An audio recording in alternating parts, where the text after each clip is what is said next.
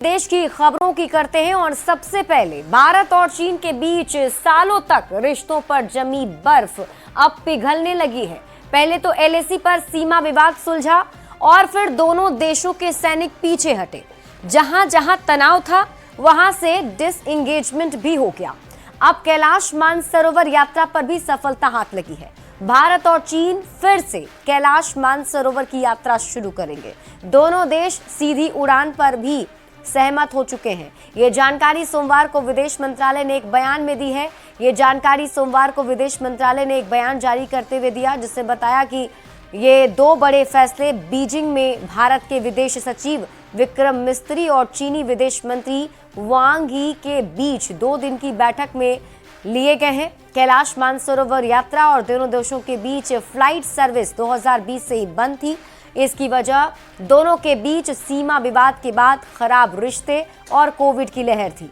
भारत चीन के बीच जून 2020 में डोकलाम विवाद हुआ था और 2019 मार्च में कोविड की पहली लहर आई थी। तो समझौता होने के बाद ऐसा माना जा रहा है कि इस साल गर्मी के मौसम से कैलाश मानसरोवर यात्रा फिर से शुरू हो जाएगी।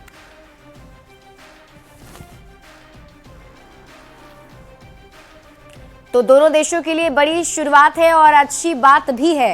देखिए, भारत से मानसरोवर जाने का रास्ता भी हम आपको समझाते हैं।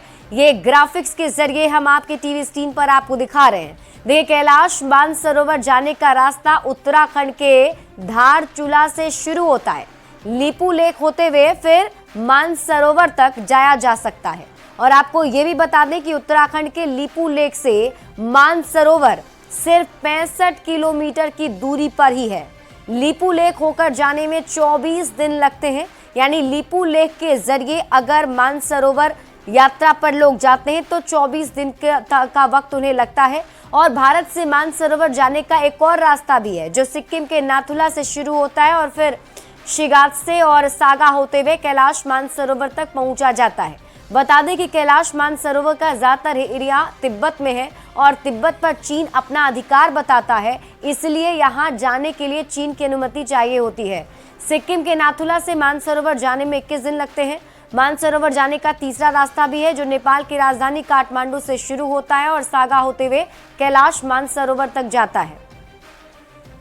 और अब आप कैलाश मानसरोवर यात्रा का महत्व भी जान लीजिए, आखिर इतना महत्वपूर्ण क्यों है। तो कैलाश मानसरोवर को सबसे पवित्र पर्वतों में से एक माना जाता है। हिंदू धर्म में यह मान्यता है कि भगवान शिव अपनी पत्नी पार्वती के साथ कैलाश पर्वत पर ही रहते हैं और यही वजह है कि हिंदुओं के लिए ये बेहद ही पवित्र जगह है। जैन धर्म में भी ये मान्यता है कि प्रथम तीर्थंकर ऋषभनाथ ने यहीं से मोक्ष की प्राप्ति की थी और ये पर्वत रहस्यमयी संत डेमचौक का भी घर माना जाता रहा है। बता दें कि 2020 से पहले हर साल करीब 50,000 हिंदू यहां भारत और नेपाल के रास्ते धार्मिक यात्रा पर जाते रहे हैं। लेकिन उसके बाद भारत और चीन के बीच के जो रिश्ते खराब हुए थे, उसके बाद से ये बंद हो गया था।